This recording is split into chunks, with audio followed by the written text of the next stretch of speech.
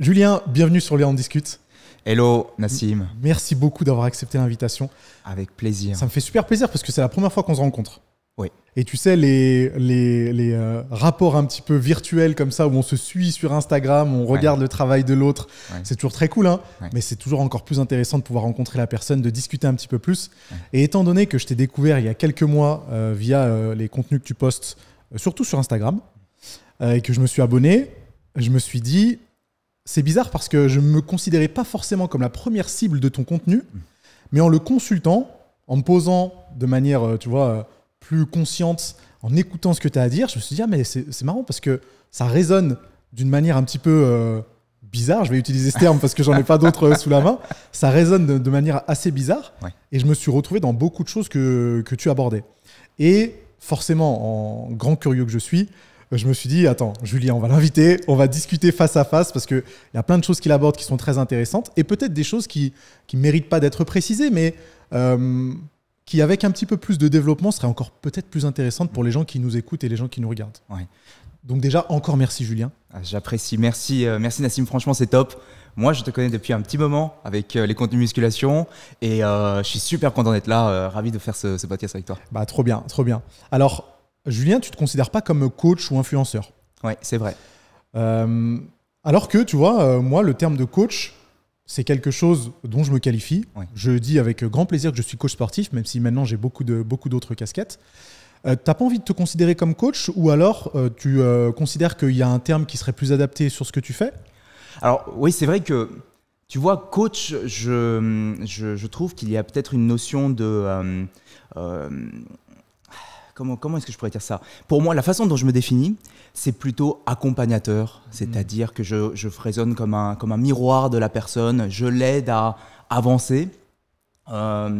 Et c'est pour ça que j'aime bien utiliser formateur, accompagnateur comme ok, je comprends la distinction. Ouais. Tu trouves que coach, il y a un rapport de maître à élève qui n'est pas forcément celui avec lequel tu es à l'aise? C'est super bien dit, franchement c'est super bien dit parce que je trouve qu'on a tous vécu des vies différentes. Il se trouve que j'ai quelques outils, que j'ai eu certaines réflexions qui me permettent voilà, d'avoir une certaine façon d'appréhender la situation que je peux proposer à l'autre et c'est vraiment en fait à l'autre de le prendre ou pas et de choisir de grandir avec ou pas. Et c'est ça vraiment cette approche qui, je pense, est une approche d'accompagnateur, mais en vrai, on est sur des nuances de mots. Hein. Ouais, bien sûr. Ouais. Mais on sent quand même de ta part quelque chose, enfin, que tu veux transmettre quelque chose de très flexible. Tu vois, les personnes t'écoutent ou non, suivent tes conseils ou non.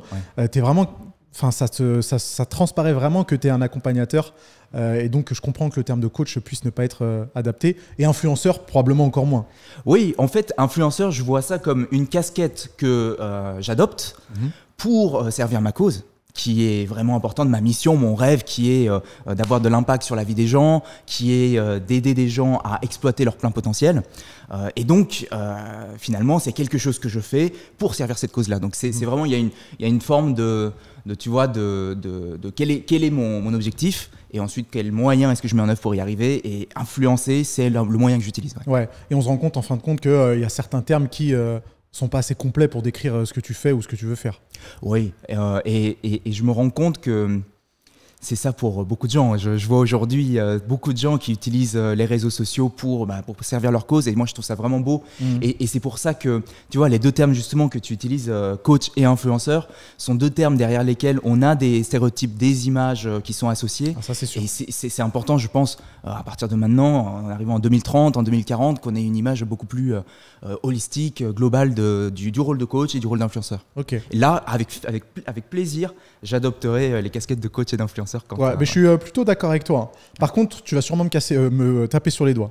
Parce que la semaine dernière, quand j'ai enregistré mon précédent podcast, j'ai dit à l'invité que la semaine prochaine, je te recevais et que je recevais un coach en confiance en soi. Waouh! Ouais. Fallait que ça sorte, hein, désolé. J'imagine que ça peut être un peu réducteur. Ouais. Est-ce que c'est réducteur d'ailleurs? Bah écoute, si une personne vient me voir parce qu'elle a des enjeux de confiance en soi et que je l'aide à relever son challenge, bon, j'ai fait mon rôle de coach en confiance en soi, hein. Mais il y a d'autres problématiques qui, je pense, sont aussi importantes que renforcer sa confiance en soi. Par exemple, je sais pas moi, je rencontre je répète tout le temps les mêmes schémas qui se répètent dans ma vie et donc je veux m'en séparer. C'est pas forcément un enjeu de confiance en soi. Ou alors une personne qui dit j'ai envie d'améliorer mon autodiscipline, c'est pas forcément un enjeu de confiance en soi. Donc, ça serait un petit peu réducteur et en même temps. Pourquoi pas, je veux dire, c'est une porte d'entrée, quoi. Tu vois, j'utilise tu vois, comme ça, je suis flexible. Ouais, on est d'accord. C'est un peu un terme fourre-tout. Ouais. Mais je savais que tu allais peut-être me taper sur les doigts, mais pas trop non plus. Mais alors, parlons de confiance en soi. Ouais. C'est quelque chose qu'on entend vraiment beaucoup. Enfin, personnellement, c'est un terme que j'ai entendu toute ma vie. Ouais. Et sans connotation péjorative ou quoi que ce soit, hein. C'est vraiment la confiance en soi. Ça revenait très très souvent, que ce soit dans mon cercle familial, avec mes amis, quand j'étais à la fac, quand j'ai commencé à travailler. Il y avait toujours cette petite résonance de confiance en soi. Évidemment, quand j'ai commencé la musculation, quand je me suis lancé à mon propre compte, etc. etc. Est-ce qu'on a une définition de ce terme-là ? Qu'est-ce que ça veut dire réellement avoir ou ne pas avoir confiance en soi ? Oui, c'est super important de bien définir ça. Absolument. La confiance... Finalement, il y a 3 types de confiance. Je vois 3 types de confiance. La confiance en ses capacités, ça veut dire que j'ai une sorte de certitude.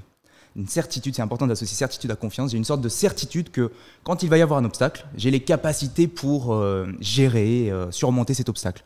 Ça va être une confiance en ses capacités. Par exemple, je peux être confiant dans mes capacités à faire de la musculation ou à courir un 10 km en je ne sais pas combien de temps, par exemple. Donc j'ai cette confiance. Ensuite, je peux avoir une sorte de confiance un peu plus généralisée, une confiance à propos de moi-même. Donc j'ai confiance en moi, ça veut dire que quand je vais avoir un obstacle quelconque dans ma vie, je sais que je vais pouvoir mobiliser les ressources pour lever cet obstacle. Donc ça, c'est la confiance en moi. Et ensuite, il y a la confiance en la vie, qui se rapproche de quelque chose d'un peu plus spirituel, je trouve, qui est que quoi qu'il se passe, finalement, les choses devaient se passer comme elles devaient se passer et l'ordre des choses va finir par faire en sorte que tout va bien se passer, en fait. Et je crois que c'est important d'avoir ces 3 choses-là. Le troisième devient aussi une forme d'espoir qu'on peut avoir sur la vie. Et c'est important, je crois, d'entretenir ces 3 choses-là. Je pense que ça répond au point. Ouais. Pour le troisième, c'est en fait une vision très philosophique de ton existence et de réaliser que, j'allais dire tout vient à point à qui sait attendre. Mais c'est peut-être pas l'expression, c'est peut-être tu es à la place à laquelle tu devrais être, en fait. C'est ça ? Oui, c'est ça. Et finalement, s'il m'arrive telle ou telle chose et que je suis dans une posture peut-être d'acceptation de ce qui m'arrive, finalement, et que je suis un peu moins crispé, moins attaché aux choses, je peux me retrouver à être un peu plus à avancer dans le sens de la vie, à accueillir la vie, à être plus... à avancer avec la vie. Ça, c'est hyper intéressant. On le développera juste après. Mais avant ça, les 2 premiers points, ils étaient aussi très intéressants. Et tu as parlé du premier point, la confiance en ses capacités. Être convaincu de pouvoir effectuer quelque chose. Donc, ça, j'imagine que ça se travaille du coup. Carrément, ça se travaille carrément. Et tu sais, on parle beaucoup de mindset, on parle d'état d'esprit. Évidemment, il y a des choses qu'on voit beaucoup et qui sont extrêmement importantes en termes de mindset. Tu dois connaître, je pense que je t'apprends rien quand je parle d'état d'esprit de développement versus état d'esprit fixe. C'est-à-dire qu'il y a des gens qui pensent que les compétences, les capacités sont innées. Donc je suis quelqu'un d'intelligent, je suis quelqu'un de doué, je suis quelqu'un de pas fort en sport, je suis quelqu'un de paresseux. Ça peut aller dans un sens comme dans l'autre, aussi bien dans des qualités positives que dites négatives un peu. Absolument. Et souvent on se rend compte quand on décortique que soit on peut penser que ce sont des qualités qui sont innées, soit on peut penser que ce sont des croyances qui sont acquises. Et comme elles sont acquises, on en a fait notre identité, on s'est collé des étiquettes un petit peu sur nous. Je suis quelqu'un de paresseux, donc c'est normal que je n'arrive pas à me lever à 6h du matin, par exemple. Je suis quelqu'un que je considère comme pas intelligent, donc c'est normal que je ne puisse pas accomplir une tâche X, Y ou Z. Oui, c'est ça. Okay. Donc à chaque fois qu'on se projette sur un futur, une situation possible qui va arriver là devant moi, mon système, mon système va m'envoyer en fait toutes ces étiquettes. Et donc je vais analyser la situation présente à travers le filtre de ces étiquettes. Donc, dès que je sais que je suis quelqu'un qui ne sait pas m'exprimer, par exemple, en public, et que je suis dans une situation où je dois m'exprimer en public, qu'est-ce que je vais avoir ? De la peur, sentiment de ne pas y arriver, ce qui se traduit en manque de confiance en soi. Ok. Complètement le contraire de la confiance. Et comment ça arrive tout ça ? Est-ce que c'est des expériences de la vie ou c'est un type de caractère qui fait que certaines personnes sont moins confiantes que d'autres ? Ou non, c'est vraiment quelque chose qu'on travaille et qu'on développe dans 100% des cas de figure. Parce que je pense qu'on a déjà dû te faire la remarque, ou en tout cas, moi-même, c'est peut-être une croyance que j'ai, que différents caractères, que certaines personnes ont des caractères différents et ça se traduit sur leur confiance. Et qu'il n'y a pas forcément quelque chose à y faire. Peut-être que je me trompe royalement. De la même façon qu'un coach sportif pourrait dire attends, il y a 2 types de génétiques différentes. Un peut être musclé, l'un ne peut pas l'être. Et il n'y a rien à faire pour ça. Je vais faire le parallèle avec la muscu parce qu'il y a quelques notions que j'ai trouvées à droite à gauche. Ça me plaît. Vas-y. Cette notion, tu sais, méso, endo, ecto. Les morphotypes. Oui. Je ne sais pas quel est ton avis dessus, mais je crois que c'est une croyance. C'est une croyance populaire. Absolument. C'est ça. Donc, à partir du moment où on s'est mis dans l'étiquette « je suis un endo », par exemple, eh bien, je vais commencer à croire que c'est normal que je ne vais pas réussir à faire des bonnes sèches.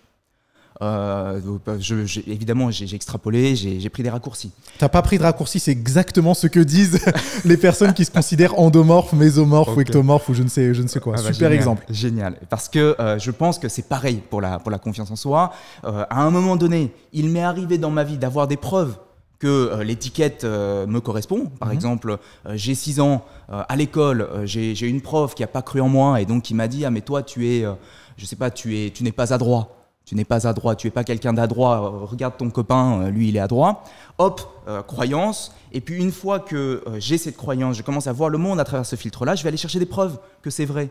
Donc je vais arriver, 6 ans, à 7 ans, je vais aller avec mes parents et je vais faire tomber la fourchette et papa va dire que voilà, t'es pas adroit. C'est la preuve. Va s'ancrer, exactement. Et donc, à chaque fois que tu vas devoir être adroit, tu vas avoir cette peur qui vient. Ah, mais qu'est-ce qui se passe si à nouveau je vais faire tomber la fourchette? Et donc, manque de confiance en soi. Donc ça, c'est quand même le premier volet, tu sais, que j'évoquais de l'état d'esprit. Mais je pense qu'il y a d'autres leviers pour la confiance en soi quand même. Ok, c'est très intéressant tout ça. Et c'est un sujet qui est vaste, j'imagine. C'est super vaste. Si tu veux que je rebondisse dessus, tu vois, parce que tu as beau être dans l'état d'esprit de développement. Donc, c'est-à-dire de croire que tu peux tout développer, que tout est possible. Que tu peux t'améliorer et avoir une vie meilleure. Exactement, que tu peux t'améliorer, que tu peux changer les étiquettes que tu as à propos de toi. Mais à un moment donné, tu ne peux pas non plus juste te mentir à toi-même et dire que tu es quelqu'un d'adroit ou d'intelligent ou de tout ce que tu veux, sans qu'il y ait des preuves en face. Donc ça marche aussi dans ce sens-là. Oui. On peut se trouver des preuves pour se confirmer qu'on est adroit, oui. Mais dans l'autre cas de figure, il faut aussi constituer des preuves pour se convaincre qu'on est adroit. Oui, exactement. Exactement. Je me dis toujours que je suis sportif, mais si le matin je me lève pas et que je vais pas faire du sport, t'es pas sportif. T'es pas sportif. Parce qu'il n'y a pas de preuve. Tu peux être sportif dans ta tête, mais pas l'être dans la réalité. Donc, il faut mettre en face des actions pour confirmer l'identité auquel tu as le droit de croire. Tu as le droit de croire. Donc, tu te mets à la place de la personne tu te mets à la place du sportif. Et derrière, qu'est-ce qu'il faut? Pour pouvoir, et ça c'est quelque chose que j'adore et que je dis sur les réseaux sociaux, c'est que si tu veux avoir confiance en toi, imagine une personne en qui tu as confiance. Une personne en qui tu as confiance. Pourquoi tu as confiance en cette personne? Parce que cette personne, elle fait ce qu'elle dit qu'elle va faire. Donc tu as confiance en toi quand tu fais ce que tu dis que tu allais faire.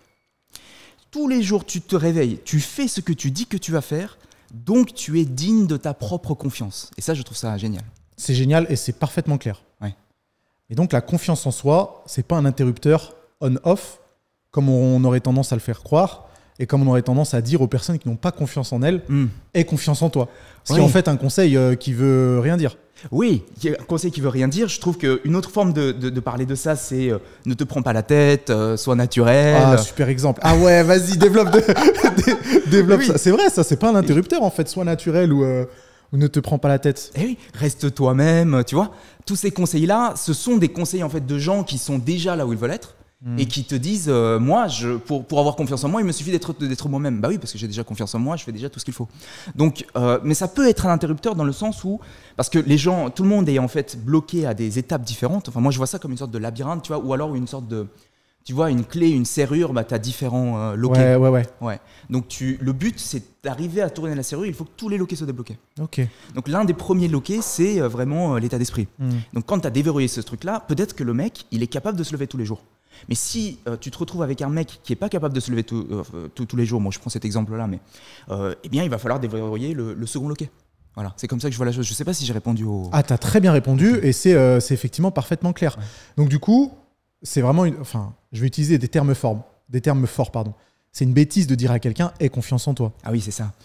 Est-ce qu'il faut se mêler d'ailleurs de la confiance en soi d'une autre personne de la même manière que... J'allais prendre encore un parallèle avec le sport, mais je vais arrêter ma phrase ici. Est-ce qu'on a intérêt à se mêler de la confiance des autres ? En fait, c'est en conflit direct, enfin, dans ma vision, dans ma vision des choses, c'est en conflit direct avec le processus de changement parce que la précondition pour changer, c'est d'en avoir l'intention. Donc c'est intrinsèque. Oui. Pas extrinsèque. L'entourage, normalement, ne devrait pas avoir son mot à dire dessus. Oui. C'est clair et net. Pour moi, c'est clair et net. C'est-à-dire qu'on peut influencer, on peut donner envie, on peut montrer à quel point ça vaut le coup de se mettre. Et c'est là où on aborde aussi en fait, finalement la notion un petit peu de parentalité, parce que quand on a un enfant qui ne fait pas ce que on a envie qu'il fasse, on a envie en fait de lui créer la confiance en soi, de lui créer la discipline, une certaine disposition d'esprit, des habitudes. Mais en réalité, l'envie doit venir de la personne. Pourquoi ? Parce qu'en fait, on est tous des êtres humains et finalement, on a en nous une sorte de réservoir d'énergie, on a une énergie vitale qu'on va canaliser et qu'on va orienter vers un objectif. Donc, si à l'intérieur, je n'ai pas orienté mon énergie vers cet objectif, je vais pas le faire en fait. Tu manques de carburant, quoi, tout simplement, pour atteindre cet objectif-là. Grave, oui. Tu manques de carburant, ouais. Ok, ça fait beaucoup de sens. Oui. Tu parles de ça parce que tu es passé par ce genre de phase, toi. Oui. Est-ce que tu peux en parler un petit peu de ton processus pour gagner en confiance en toi ? Bien sûr, bien sûr. Si tu veux, on me demande souvent pourquoi je fais ce que je fais, pourquoi je suis là, qu'est-ce que je fais. Donc, si tu veux, il y a eu un moment, j'avais 16, 18 ans. Franchement, je rentrais chez moi, le soir, je me sentais super mal, je pleurais, j'avais la colère en moi, parce que j'arrivais pas à avoir Au départ, c'était vraiment les relations que je voulais avoir. J'arrivais pas à interagir avec les gens. Relations au sens large, hein. Que ce soit avec tes amis, avec les filles, avec ta famille, enfin, j'en sais rien. Ouais, relations au sens large. Après, avec le recul, avec les filles aussi, je veux dire, à 16-18 ans, je pense que c'est un sujet qui concerne beaucoup de gens. Sûr. Avec les filles, et quand tu prends du recul, finalement, j'ai envie d'être apprécié, d'appartenir, tu vois, comme tout le monde, en fait. Et donc, mon système, la vie qui est en moi, elle me dit quoi ? Elle m'envoie des signaux. De la colère, de la frustration, d'un truc. Et donc, moi, j'ai tout ça. Et à un moment donné, tu sais, j'étais comme beaucoup de gens à en vouloir à la terre entière. Si j'ai pas ça, c'est parce que mon environnement est comme si. Tu vois. Et alors, j'ai commencé à me dire, à un moment donné, j'ai eu ce déclic de si j'attends que le monde vienne me changer, rien ne va se passer. Je vais rester comme ça toute ma vie. Et comment tu as eu ce déclic ? Est-ce que c'est je sais pas, c'est peut-être tu as été inspiré par quelque chose, ou c'était une époque de ta vie où les planètes se sont alignées et puis tu vois, ça a provoqué quelque chose en toi. Ouais. Ce déclic, tu arriverais à l'expliquer un peu plus concrètement ? Oui, je pense que je trouve que ce qui est beau, Nassim, c'est que la vie est bien faite. Et je crois que la vie en nous envoie le message. Et à un moment donné, quand on l'écoute, le message est très clair. Toute personne qui ressent de la douleur en soi, la colère, la frustration, la tristesse, c'est un signal que quelque chose doit changer. C'est un signal qu'il faut que quelque chose de nouveau entre dans sa vie, qu'on ne peut pas continuer à vivre ce truc-là. Et donc, je me suis en fait un petit peu autorisé à écouter plus ce truc-là. Et je crois que ça venait vraiment de l'intérieur de moi. J'écoutais vraiment de plus en plus. Et plus j'écoutais, plus je me suis dit, je sais pas comment je vais y arriver. Mais je vais essayer de voir à l'extérieur, du coup, pour le coup, quels sont aller chercher des infos. Aller chercher des infos. Et là, dans ma vie, sont entrés le développement personnel, la psychologie, la philosophie. Tu vois, à l'époque 2008-2010, c'était des bouquins, c'était des forums, Quora, Reddit, tu vois. Bien sûr, ouais, je vois totalement. Voilà. Et donc, j'ai consommé tout ça, j'ai beaucoup pratiqué, mis en pratique. C'est-à-dire que ça, c'est des choses que je raconte pas toujours sur ma chaîne YouTube ou quoi, mais j'étais beaucoup dans la rencontre homme-femme, tu vois, je sortais beaucoup, j'interagissais beaucoup avec les femmes. Et donc, tout ça, ça m'a aidé à prendre progressivement confiance en moi. Et moi, je suis quelqu'un j'aime beaucoup, tu vois, structurer. Dans une ancienne vie, j'étais consultant en stratégie d'entreprise, tu vois. Donc, j'ai fait des trucs très rationnels, très cartésiens. Et donc, moi, ce que j'adorais, c'était de structurer ça, de comprendre et de partager ça. Donc, au départ, sur Quora, sur Reddit, je postais énormément. Et après, de fil en aiguille, j'ai commencé à faire ce que je fais, c'est-à-dire de partager ce que je sais pour aider un maximum de gens à exprimer leur potentiel. Ah ouais, mais ça demande du courage de se lancer dans cette entreprise-là, en sortant de l'adolescence où tu n'es pas forcément à l'aise avec toi-même, où tu as tous ces signaux que tu t'efforces d'écouter. Ouais. Et d'ailleurs, c'est aussi difficile d'écouter ces signaux. Ouais. Parce que encore faut-il parler le langage de son corps et s'écouter, tu vois. Ouais.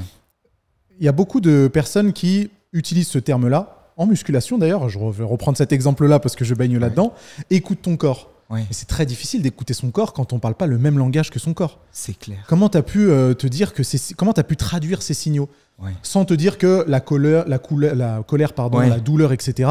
Bon, bah, c'est des sensations ou des sentiments que j'exprime qui seront peut-être passagers et rien ne sert de les intellectualiser plus que ça. Oui, c'est clair. Tu as compris, toi, que c'était des signaux à cet âge-là? Bah, en fait, c'est clair. C'est-à-dire que et ça rejoint, tu sais, toute cette réflexion. Après, c'est une petite digression, mais ça rejoint toute cette réflexion que c'est tellement important de comprendre les émotions, d'avoir une bonne intelligence émotionnelle et de développer cette intelligence émotionnelle. Je pense que c'est super important. Ça manque cruellement, enfin de moins en moins, mais il faudrait vraiment qu'on ait quelque chose qui permette de vraiment comprendre ça. Et d'ailleurs, je te coupe rapidement, mais apparemment, il y aurait un quotient émotionnel qui existerait au même titre qu'un quotient intellectuel. Ah oui. D'accord. Pour justement mettre ça en parallèle et qu'on ne base plus la qualité de la réflexion d'une personne sur son quotient intellectuel, mais aussi sur son quotient émotionnel. Ah oui, d'accord. Donc ça, c'est intéressant de se dire que l'intelligence émotionnelle, ça prend de plus en plus d'importance et qu'effectivement, c'est quelque chose auquel on devrait être attentif. C'est clair. Et je pense que... Enfin, on le sait aujourd'hui, en 2024, on le sait qu'une personne avec un quotient intellectuel très développé, mais avec une intelligence émotionnelle, donc un quotient émotionnel moins développé, aura plus de mal à s'épanouir, à réussir, à performer qu'une personne avec le même QI et avec un meilleur QE. Donc, carrément. C'est clair. Donc, pour rejoindre ce que tu disais, non, honnêtement, à l'époque, c'était comment on dit, c'était grossier.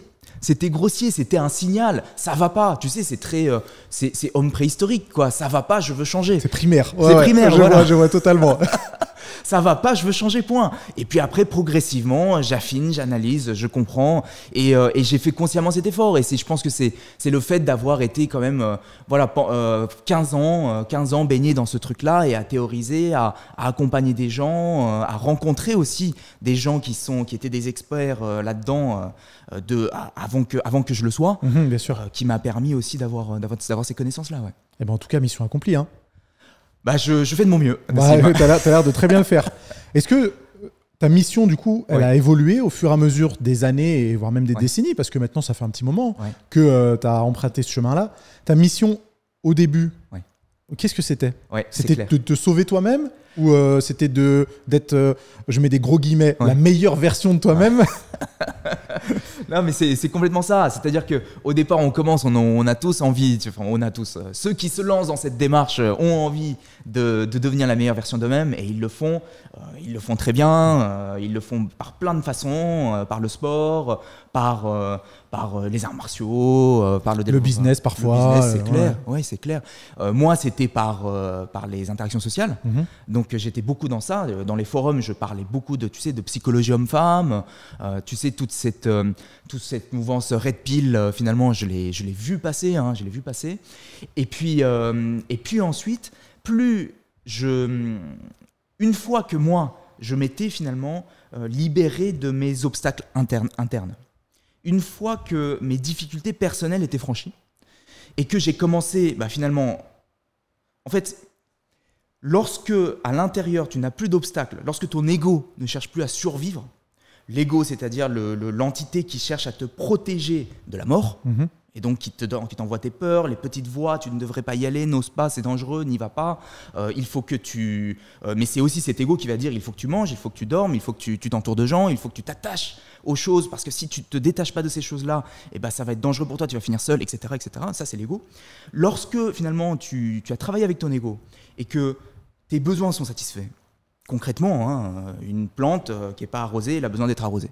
Donc, pareil, quand tu reçois l'amour, tu reçois l'estime, tu as accompli des choses, une fois que c'est fait, en fait, tu as l'espace spirituel. Je ne sais pas si ça parle aux gens qui nous regardent. Si, je suis sûr, je pense que les gens qui nous regardent sont des gens qui sont quand même qui adorent travailler sur eux, donc c'est super d'utiliser ces termes-là.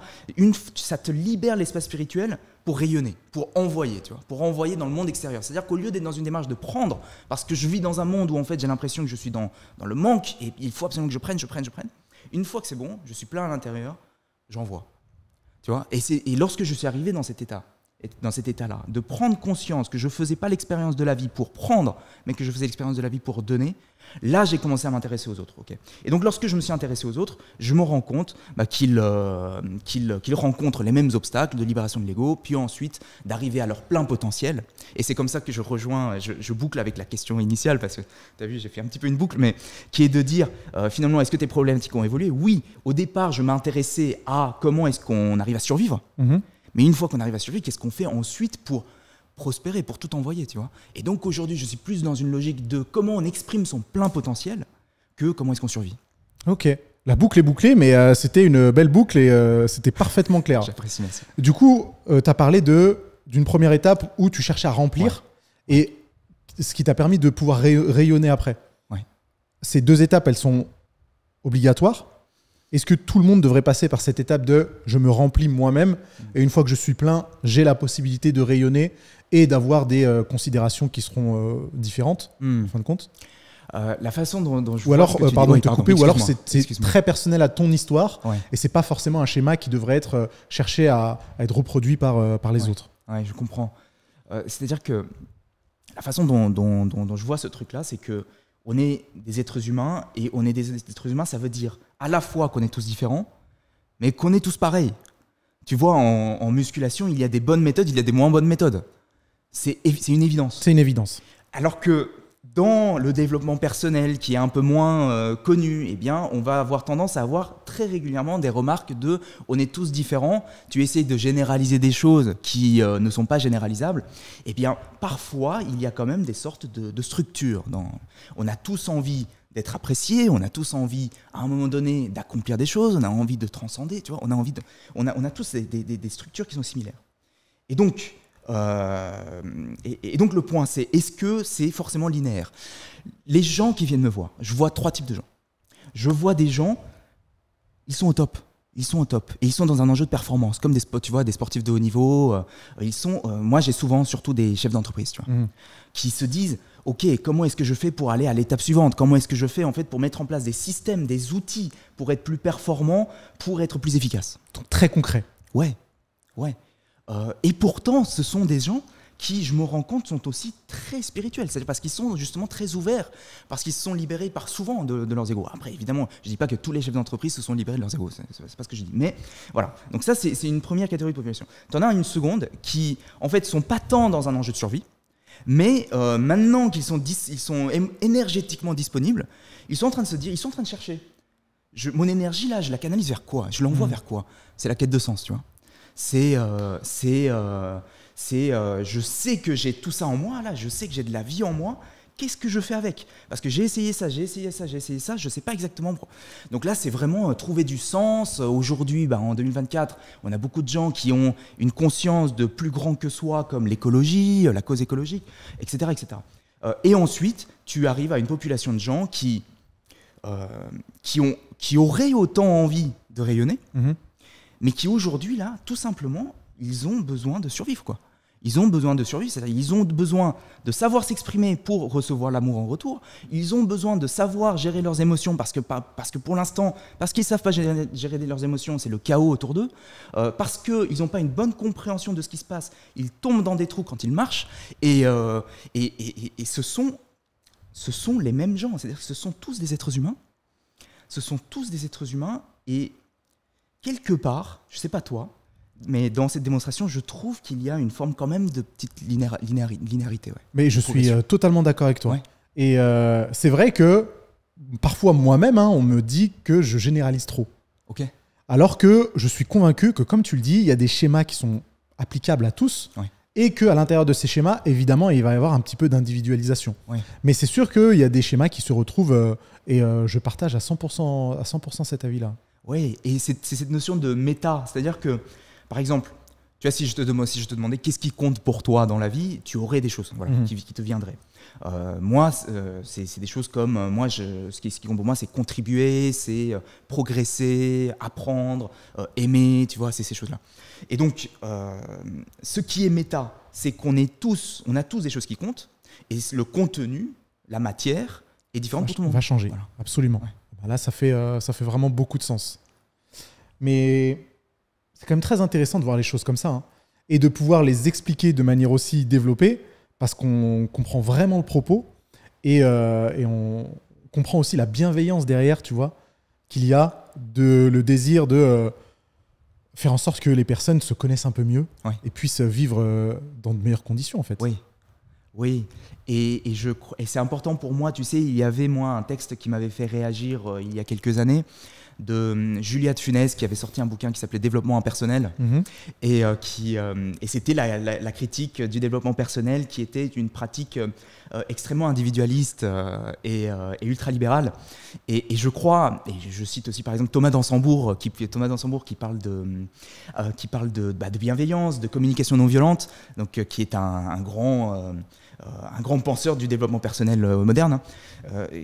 Pour lui aussi, c'est très important en fait cette inclusion de la progression personnelle dans la société. Donc en fait, c'est le développement personnel au service mais finalement, c'est la même chose. C'est-à-dire que tout se rejoint. Donc, je veux vraiment dire non, le développement personnel, ce n'est pas égoïste. Pour rayonner, il faut avoir surmonté ses propres... Mais tu vois, je soulève cette question de bienveillance parce que aujourd'hui, encore plus que...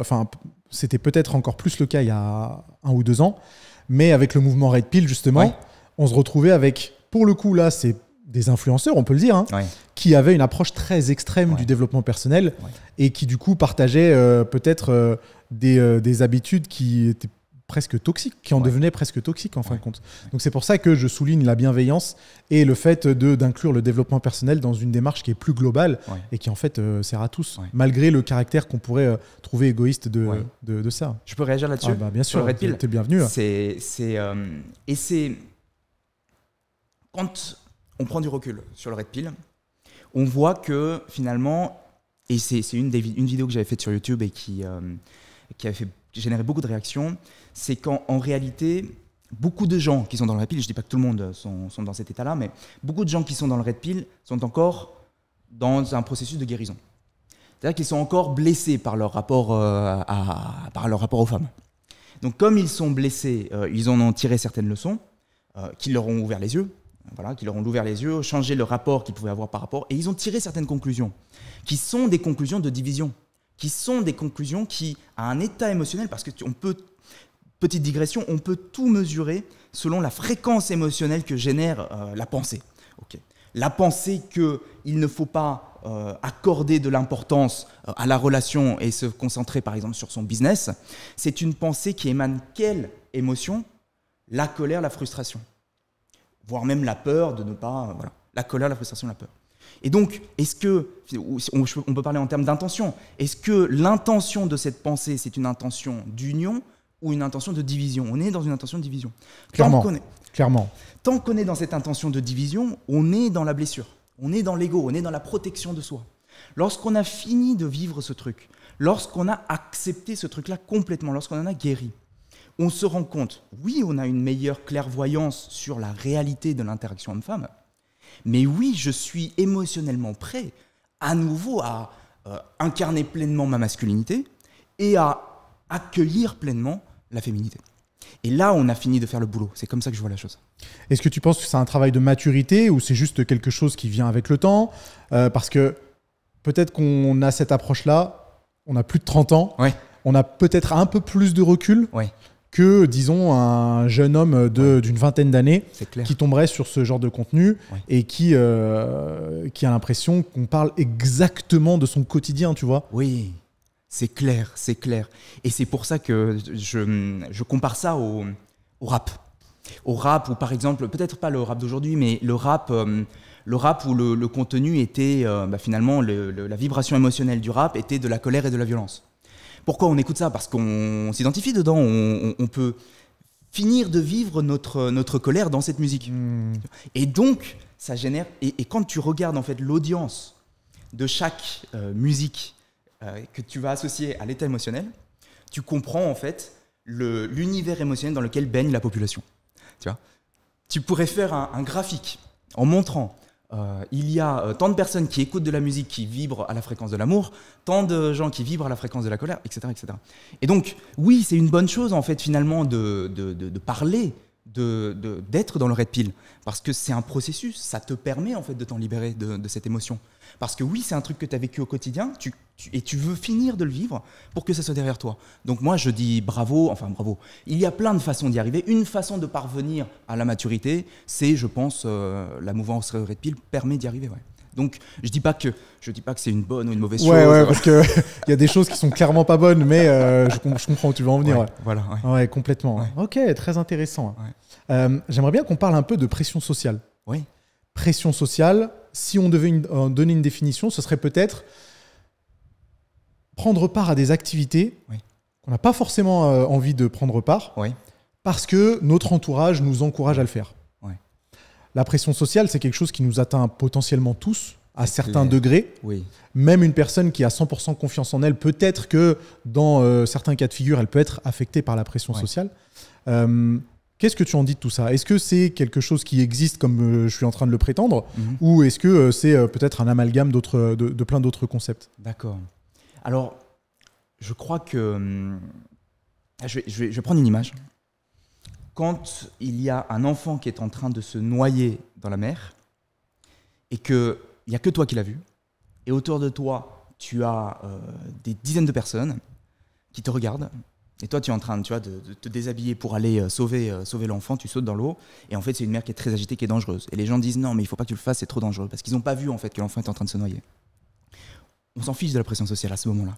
On se lance, on va sauver l'enfant, on est content de l'avoir fait. Quand on l'a ramené, on est fier, et à aucun moment on a pensé à la pression sociale.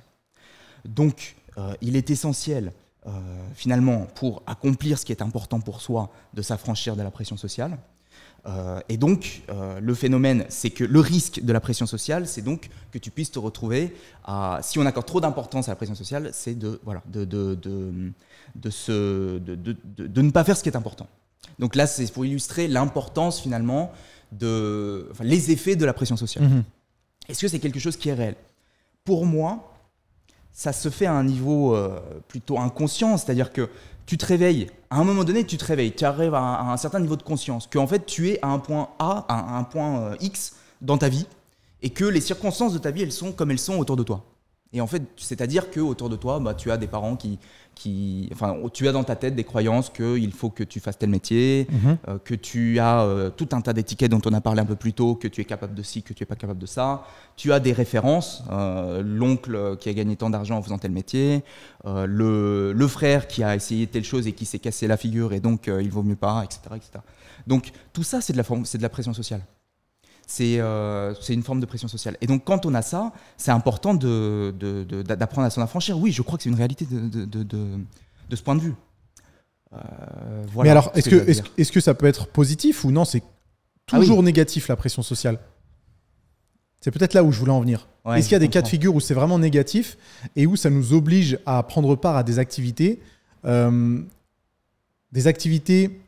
est conscient qu'elles ne sont pas bonnes pour nous, mais on le fait quand même. Oui, d'accord. Image très simple, aller prendre l'apéro avec des amis, on n'a pas envie de le faire. On sait que ça nous empêchera de bien dormir le soir, on a un examen important le lendemain, on a besoin de repos parce qu'on est fatigué, mais on a un groupe d'amis qui nous dit oh, c'est pas si grave, un apéro, tu viens, etc. Donc on accepte à cause de cette pression sociale, en étant convaincu que au fond, on n'a pas envie de le faire. Et bien sûr, je prends une image assez inoffensive, prendre l'apéro, mais ça peut être parfois bien plus grave, entre guillemets, comme accepter un travail qu'on n'aurait pas envie d'accepter ou se mettre dans une relation alors qu'on ne sait pas vraiment si c'est la bonne chose ou pas. Alors, si on prenait l'exemple opposé, ça serait de dire, comment dire, est-ce que c'est une bonne ou une mauvaise chose? Pourquoi ça peut être une bonne chose? Eh bien, imagine qu'on est dans une situation où il faut qu'on se challenge, et qu'on a des amis qui sont dans la même dynamique et qui te poussent à te dépasser et à être meilleur de toi. La pression sociale, entre guillemets, t'a aidé à être meilleur de toi.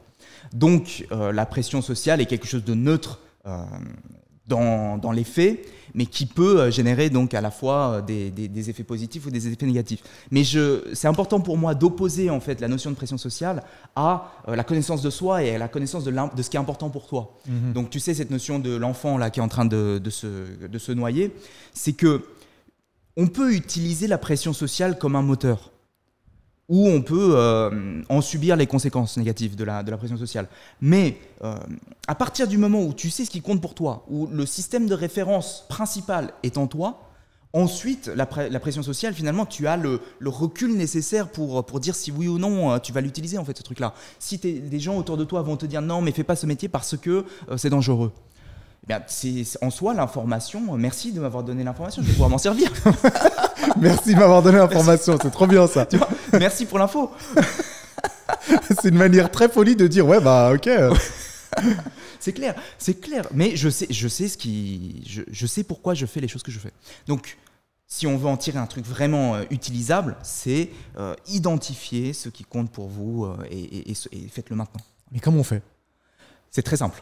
Ah, c'est très simple. C'est super simple. Ah, mais alors là, j'écoute. Dommage, j'ai rien pour noter, mais heureusement que ça enregistre. Hein. On veut savoir comment on fait comment on fait. C'est super simple, Nassim, et c'est quelque chose vraiment que je fais faire à toutes les personnes qui travaillent avec moi. C'est super simple. C'est est-ce qu'on pourrait alors je vais l'illustrer. Ok, je vais l'illustrer. Tu demandes à une personne qu'est-ce qui compte pour toi. Qu'est-ce qui a compté pour toi dans la vie jusqu'à maintenant? Si tu veux, je peux être le cobaye, hein, si tu as besoin d'un cobaye. C'est ce que je me disais. Avec grand plaisir. Ok. Eh bien, Nassim, tu es prêt? Est-ce que tu as envie de savoir ce qui compte pour toi? J'ai très envie. Ok. Parce que là, on vient d'aligner ton intention, tu vois, ton énergie avec cette intention-là. Ok, tu as très envie. Alors, Nassim, je vais te poser 2 questions. Je vais noter en fait tout ce que tu vas me dire. Normalement, ça prendrait un quart d'heure, 20 minutes. Je vais noter tout ce que tu vas me dire et puis je vais identifier en fait 5 grosses thématiques qui vont revenir. Nassim, qu'est-ce qui, finalement, dans les différents domaines de ta vie, tu vois, familial, social, professionnel, etc., qu'est-ce qui compte pour toi? Qu'est-ce qui est important pour toi? Alors, ce qui m'anime très clairement, c'est le besoin de créer quelque chose. Créer quelque chose, que ce soit d'un point de vue artistique, d'un point de vue entrepreneurial, d'un point de vue sportif. J'apprécie. Je prends l'exercice au premier degré là. J'adore. J'apprécie la création au sens large du terme. Ce serait difficile d'arriver à identifier la raison, mais d'aussi loin que je me souvienne, j'ai toujours éprouvé beaucoup de plaisir à faire des activités créatives. Ça pouvait être le dessin, ça pouvait être de la cuisine, de la peinture, enfin j'en sais rien. Et aujourd'hui, ça se traduit un petit peu par ce que je fais dans ma vie professionnelle. Mais aussi loin que je me souvienne, j'ai toujours que des souvenirs positifs associés aux périodes où j'étais en création. Des souvenirs et des sensations positives. Des sensations, absolument. Comme si la vie en toi, elle est en train de te dire il faut que tu ailles plus vers ça. C'est ça. Comme si je me sentais épanoui à ce moment-là. On en fait un autre. Est-ce qu'il y a autre chose qui est important pour toi? Peut-être difficile à avouer devant des caméras, mais la reconnaissance sociale. De me dire que j'ai réussi et que d'autres personnes prendraient cette réussite comme, pas comme exemple, parce que ce serait un peu prétentieux, mais comme... un peu comme blueprint, tu vois, un peu comme plan d'attaque. Et quand tu as cette reconnaissance, finalement, comment est-ce que tu te sens? J'utiliserai pas le mot épanoui. J'utiliserai le mot flatté, mais ça rapproche de flatter l'ego. Et ça me renvoie peut-être une émotion un peu négative, mais on va utiliser ça. Ok, ça marche. Faute de mieux. Ok, ça marche. Si on était dans quelque chose de plus long, on irait creuser. On pourrait développer ça. Exactement. Et donc, on a ça. Et maintenant, Une deuxième question que je te pose, c'est arrivé à la fin de ta vie, on est tu vois, à tes funérailles, et tous ceux qui ont compté pour toi sont là autour de toi. Qu'est-ce qu'ils peuvent dire à propos de toi? Qu'est-ce que tu aurais aimé, qu'est-ce que tu aimerais qu'ils disent à propos de toi voilà, au dernier jour de ta vie? J'aurais aimé qu'ils disent que Nassim, c'est quelqu'un qui faisait ce qui lui plaît et qu'il en éprouvait beaucoup de satisfaction, beaucoup d'épanouissement, beaucoup de plaisir. Il vivait la vie selon ses termes, sans que ce soit une vie égoïste ou tu vois, où il se sentirait plus haut que les autres ou quoi que ce soit, mais vraiment qu'il accomplisse des choses qui lui font avant tout plaisir et qui lui permettent de ne pas être contraint à vivre sa propre vie. Donc c'est cette notion de liberté, je pense, et d'accomplissement personnel.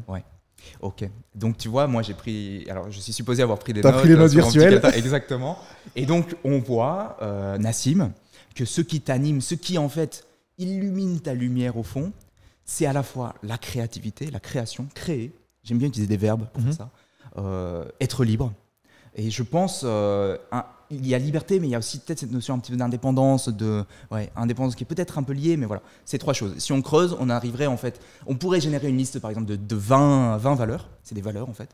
Et puis après, je peux te faire plein de choses pour en fait prioriser ces valeurs, et tu arrives avec les 5 valeurs qui deviennent ta boussole. Les samouraïs. Les samouraïs. Là on discute. Ça j'aime. Là on discute. Ça j'adore. Là on discute. Ils ont le Bushido. Le Bushido, Le Bushido, 7 valeurs. Et les samouraïs, ils gravent leurs valeurs sur leur corps, par exemple. Ils pourraient se tatouer, ils pourraient se faire ça, ou alors ils l'écrivent dans les murs. Pourquoi? Parce qu'ils se rappellent encore et encore ce qui compte pour eux. Et donc ils vivent selon ces valeurs. Et en vivant la vie selon ces valeurs, ils savent qu'ils progressent vers ce qui est une vie qui mérite d'être vécue pour eux. Donc tu l'as dit, c'est une boussole. Oui. Et le but, c'est de ne pas en dévier, en fait. On a une direction et on va coûte que coûte dans cette direction parce qu'on sait qu'elle nous apportera le bonheur. Je vais utiliser un terme qui est un peu générique, mais peut-être que c'est ça.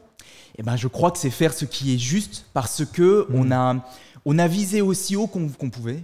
On a visé là où on pouvait viser. Faute de meilleure compréhension du monde, hein, tu vois, faute de mieux. On est allé faire de notre mieux pour comprendre où voulait aller l'énergie vitale qui pousse en nous. Et on lui a donné une cible pour qu'elle le fasse efficacement. Et on avance vers ce truc. Et si jamais sur le chemin, je me suis planté de valeur, c'est pas grave, je change de valeur. C'est OK, rien n'est définitif dans la vie. Donc on avance et on a permis en fait à notre énergie vitale de s'exprimer le plus possible. J'aime bien utiliser l'image une plante qui est en train de pousser. Tu lui mets des obstacles, tu sais, tu lui mets du béton, etc. La plante, elle trouve toujours elle contourne. Ouais. Exactement. Ben, je crois qu'en fait, l'humain, c'est pareil et on est en train de... Ma vie a changé quand j'ai pris conscience. J'ai fait une Kylian Mbappé, j'ai coupé ma phrase. Et... Le football, il a changé. Ma vie a changé quand j'ai pris conscience que je n'étais pas Julien Kim qui faisait l'expérience de la vie, mais que j'étais la vie qui faisait l'expérience à travers Julien Kim, tu vois. Donc je suis une plante qui me donne le cadre de Julien Kim et qui veut pousser. Et en fait, mon rôle en tant que Julien Kim, c'est de m'assurer que ce truc-là, il pousse bien, quoi. Ça fait sens. Ouais. Du coup, on a trouvé le sens de la vie, là. C'est bon. Ouais. C'est bon. Ouais. C'est ça. Et c'est mieux que le bonheur. C'est mieux que le bonheur. Le bonheur, c'est un... Tu sais, le bonheur, souvent, on dit que c'est une recherche d'un état permanent de plaisir. Et en réalité, quand on conçoit le bonheur de cette façon-là, on peut un petit peu se tromper. Voilà. Tu veux que je développe ça ou pas? Ah, bien sûr. Ouais, super. Je t'avoue que je l'avais noté pour l'aborder juste après, donc c'est très bien. Transition toute faite. Super, super. Le bonheur, quand on conçoit le bonheur comme une succession de plaisirs, de moments de plaisir, on est dans l'hédonisme. On est dans l'idée que c'est ressentir du plaisir. Or, la douleur fait partie de la vie. La douleur fait partie de la vie. C'est-à-dire que si on refuse de vivre la douleur, en réalité, on est en train de s'anesthésier, c'est-à-dire qu'on est en train de refuser de vivre aussi la joie. Voilà. À l'inverse, si on voit la vie comme étant une progression vers un sens, lorsqu'on progresse vers ce sens, il y a inévitablement à la fois de la douleur et de la joie. Lorsqu'on a accepté ce truc, et bien finalement, on ressent une profonde joie au fait d'avancer vers ce sens, même si on est en train de vivre la douleur. Pour moi, c'est une précondition à l'autodiscipline, à la discipline. Et donc, quand on a des parents qui disent « je veux que mon fils soit discipliné, je veux discipliner mon fils », ça ne marche pas parce que la discipline vient de l'intérieur. C'est lorsqu'on a un but, un sens et qu'on progresse vers ce truc-là que naît la discipline. Voilà. Donc, clarifions, Oui. Hédonisme recherche des plaisirs instantanés en fait. Oui. Donc une vie faite de plaisir, Oui. apportée par des choses qui ne provoquent pas d'épanouissement profond, j'imagine. Par des sources de dopamine. Des sources de dopamine. Ouais. Ok. Malbouffe. Oui. Je veux pas, comment dire, toutes les choses en modération sont bien. Ouais. Toutes les choses en modération sont bien. Voilà, les jeux vidéo, les jeux. Qu'est-ce qu'il peut y avoir, le sucre. Je jouais moi-même à la Switch hier soir. Hein, donc Okay. c'est vrai que les jeux vidéo en petite, avec modération, il n'y a aucun problème. Oui, bien sûr. Okay. Voilà, toutes ces choses-là. Oui. Et le contraire d'hédonisme, oui. C'est pas stoïcisme. Hein. Non, stoïcisme pour moi c'est un courant philosophique. Ouais, c'est différent. Ouais. Le contraire d'hédonisme en fait c'est finalement d'aller vers un sens. Et quand on va vers un sens, quand tu vas vers création, accomplissement, liberté, tu ressens une joie. Et cette joie, elle est différente de ce que tu ressens lorsque tu ressens du plaisir. On est d'accord. Ouais. Ça, c'est sûr. Ouais. Et ça te nourrit plus. Comment dire ? Tu peux te câbler de façon à ce que la joie soit le moteur principal. Et comme ça, sur le chemin, lorsque tu progresses vers ce truc et que ça provoque de la joie en toi, tu vas aussi vivre des moments de dopamine. Tu fais, moi l'autre jour, j'ai réussi à faire mon plus 50 kg au dips. Je suis trop content. Bravo. Merci. Je suis trop content, c'est 74% de mon poids du corps. Voilà, très content. Et ben, j'ai eu ce pic de dopamine. Et ça me motive, ça me permet d'avancer. Et pourquoi j'ai ce pic de dopamine ? Parce qu'en fait, j'ai relié le fait d'être en forme physique. Et ça, c'est quelque chose d'important aussi que je voulais mettre, mais que je voulais te partager. C'est que finalement, moi, j'ai relié le fait d'être en forme physique à être capable d'apporter un maximum de valeur aux gens autour de moi. Pour pouvoir apporter un maximum de valeur, donc aller vers ce qui a du sens pour moi, il faut que je sois en forme. Donc à chaque fois que je suis en forme, je ressens de la dopamine et ça entretient mon système de motivation. Quoi. Bien sûr. Donc c'est une condition nécessaire à justement l'accomplissement de ta mission, être en forme physique. Donc c'est pour ça que même si j'imagine, tu me diras si c'est vrai, hein, même si j'imagine que les séances sont très difficiles, que des fois elles demandent de la discipline, de la contrainte, d'accepter la contrainte, la douleur, etc. Oui. Tu sais que ça te met sur le chemin de ta mission. Donc c'est quelque chose que tu fais avec plaisir, encore une fois, de gros guillemets. Oui. L'enfant est en train de se noyer dans l'océan. Bah, tu sautes, point. Voilà, c'est comme ça que je vois les choses. Ouais, je vois totalement. Comment on arrive à expliquer ça ? Que ces notions de contrainte, de douleur, de sacrifice puissent mener à un état qui est plus épanoui en fait. Ouais. Parce que si on évite la douleur, en fait, il n'y a pas grand-chose qui en vaille la peine, qui ne contient pas de dose de douleur ou de difficulté ou de souffrance.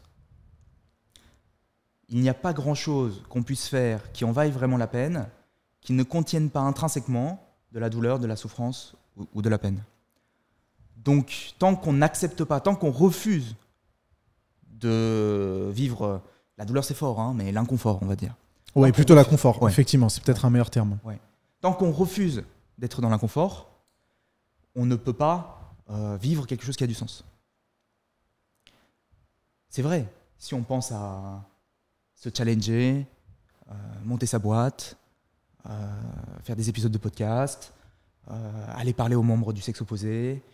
Ou même entretenir les relations avec son ou sa conjointe, sa famille, ses amis. Bien sûr. Ça demande des moments d'inconfort. Bien sûr. Pour parfois avoir des discussions qui sont difficiles ou se sortir de situations qui peuvent pas durer plus que ça. Oui. Même se libérer de choses qui pèsent en soi, à l'intérieur de soi, il faut aller voir ce qui est inconfortable.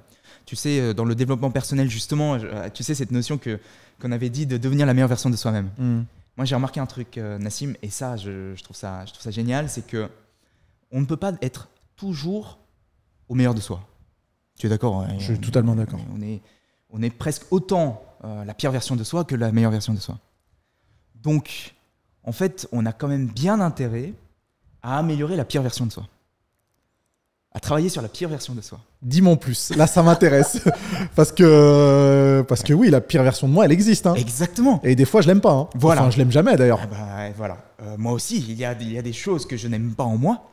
Et l'enjeu, c'est que quand on est en paix, quand on accepte, tu vois, la part de soi qu'on n'aime pas, qu'on rejette, et on peut expliquer, voilà, on pourrait faire, je pourrais faire 1 heure dessus, hein, pourquoi on rejette les choses qu'on rejette en soi. Des gens autour de nous ont rejeté des aspects de moi. Imagine que quelqu'un me dit ah, tu es trop gros. Voilà, donc moi j'aime pas le fait que je sois gros, donc je rejette dans mon ombre cet aspect de moi que je suis gros. Et donc je déteste cette part de moi. Et donc maintenant je suis habité par une part de moi que je déteste au quotidien. Et lorsque cet aspect de moi se révèle dans ma conscience, lorsque je suis conscient de cet aspect de moi, je vibre la culpabilité, la honte, la colère, la tristesse, la frustration. Et quand tu dis je vibre, pardon, oui. Ça veut dire que je transmets, Il émane de moi. Il émane, ok, ouais.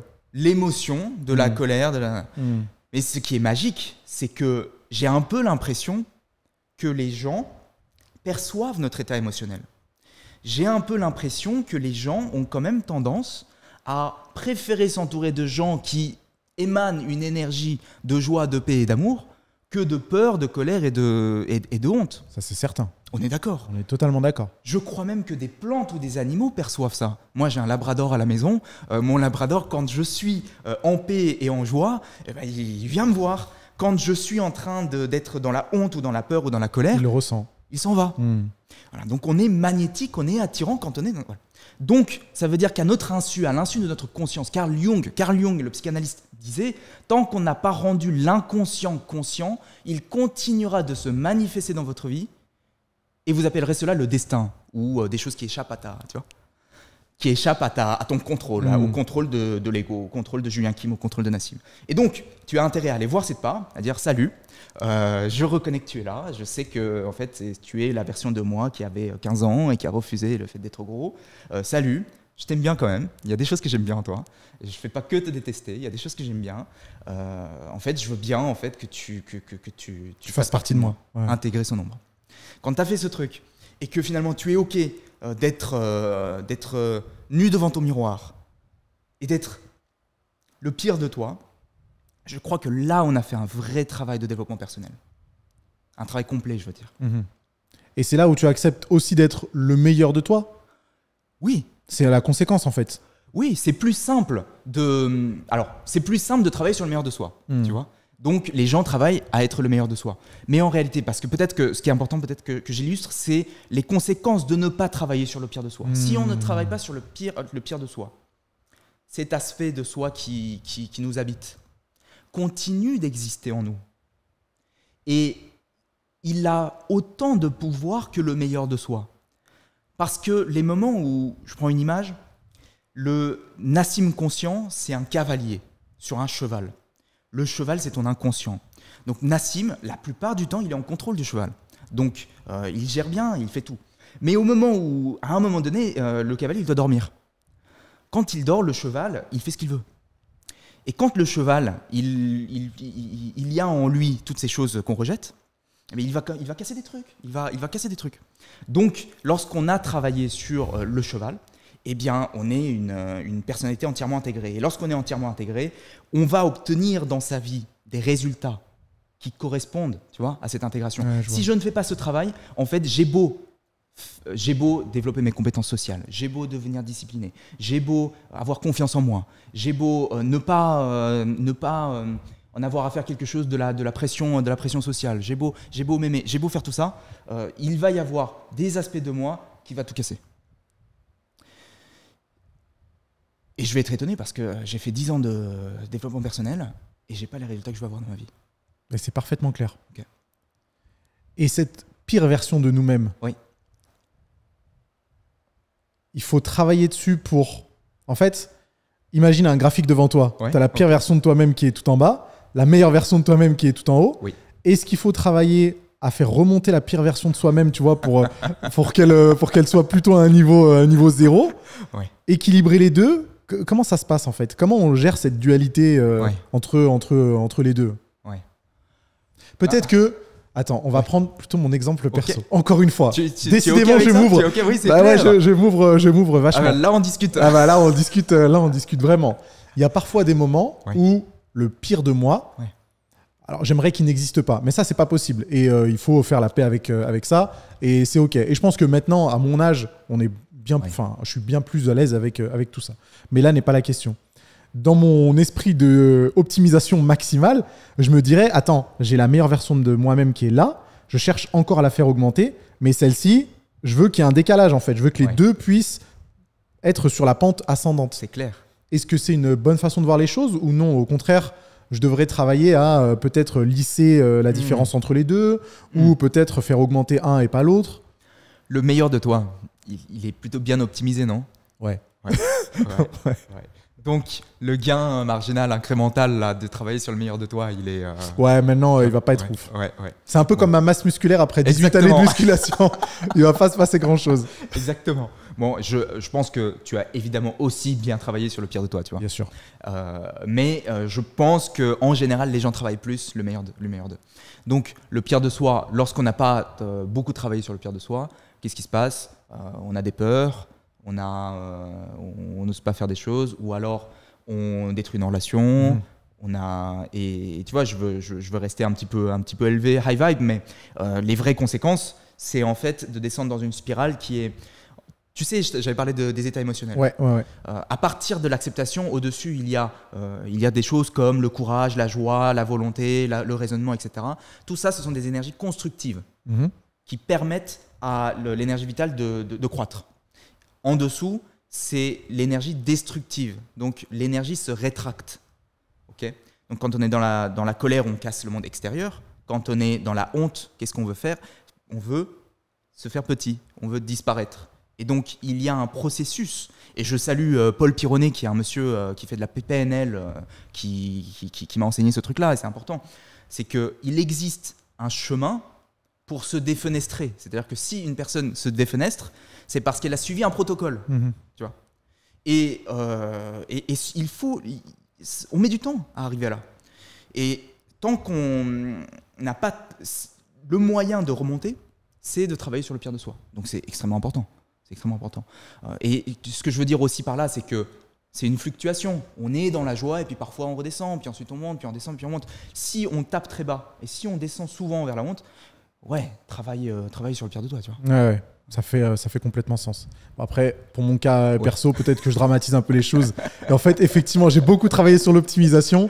Et des fois, tu sais, on a tendance à se concentrer sur des détails qui, en fait, dans la vision globale des choses, sont totalement OK et que ça n'empêche pas de vivre très, très bien. J'en suis bien certain. Moi, je pense que tu es quand même dans la catégorie A dont je parlais, des chefs d'entreprise qui veulent optimiser.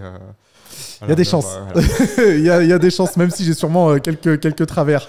Est-ce qu'on peut reparler de discipline? Parce que tu imagines bien que c'est un sujet qui me passionne. Et de cette notion d'inconfort. Je vais faire un peu mon Chris Williamson en sortant une citation, mais je l'avais beaucoup aimée. Et cette citation, elle disait « À décision difficile, vie facile.